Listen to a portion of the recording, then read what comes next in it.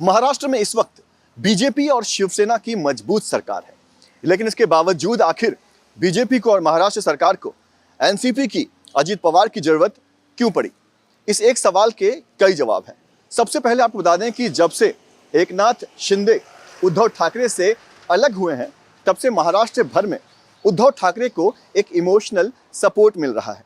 ये सपोर्ट इतना ज़्यादा है कि बीजेपी को डर है कि इसका नुकसान उन्हें लोकसभा चुनाव और आने वाले विधानसभा चुनाव में हो सकता है। ये एक वजह हम कह सकते हैं कि अब जब एनसीपी का सपोर्ट बीजेपी को मिला है, तो कहीं ना कहीं बीजेपी एक बार फिर से मजबूत हुई है। वहीं हाल फिलहाल में महाराष्ट्र में एक सर्वे हुआ था। इस सर्वे रिपोर्ट में भी ये पता चला कि महाराष्ट्र की जनता के बीच बीजेपी की जो लोकप्रियता पहले थी, अब उसके मुकाबले लोकप्रियता काफ़ी घटी है। ये भी एक वजह बताई जाती है कि एनसीपी का जब साथ मिला है, तो कहीं ना कहीं वो जो डैमेज है वो कंट्रोल होगा। साथ ही हाल फिलहाल में हम देख रहे हैं कैसे एकनाथ शिंदे और देवेंद्र फडणवीस के बीच कई सारे जो टकराव की बात है, कई सारे जो आपसी नाराजगी की बात है, वो भी सामने आई है।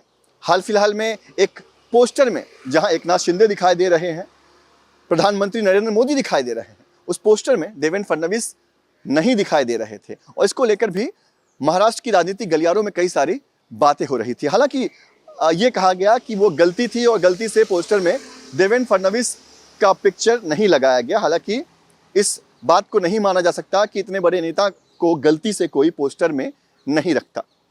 लेकिन ये जो लगातार देवेंद्र फडणवीस और एकनाथ शिंदे को लेकर, उनके रिश्ते को लेकर जो लगातार बातें चल रही थी, अब जब एनसीपी का साथ बीजेपी को मिल गया है, तो अब बीजेपी महाराष्ट्र की सरकार में मौजूदा समय में बहुत ज़्यादा स्ट्रांग हो गई है।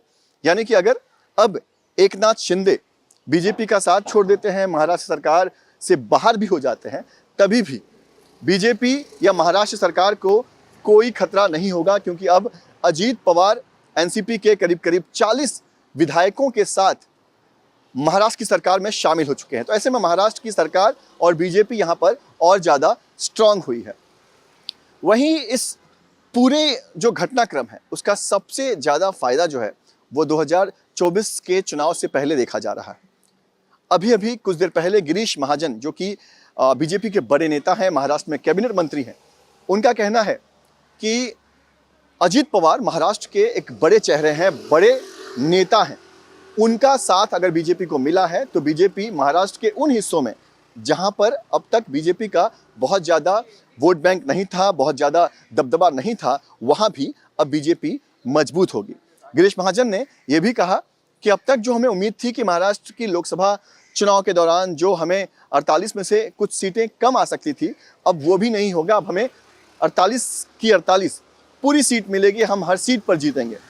तो कहीं ना कहीं बीजेपी के लिए एक विन विन सिचुएशन है अजीत पवार का साथ मिलना। माना जा रहा है कि एक लंबे फ्यूचर को देखते हुए ये पूरी जो प्लानिंग है, जो पूरी जो स्ट्रैटेजी है, ये बीजेपी ने तैयार की थी और उसी के तहत एनसीपी के अजीत पवार और तमाम जो दूसरे लोग आज बीजेपी के साथ आए हैं, उन्हें ना सिर्फ महाराष्ट्र की सरकार में शामिल किया गया है, बल्कि अब जो ये डबल इंजन की सरकार थी, उसे 3 इंजन बनाने में बीजेपी को बड़ी मदद मिली है।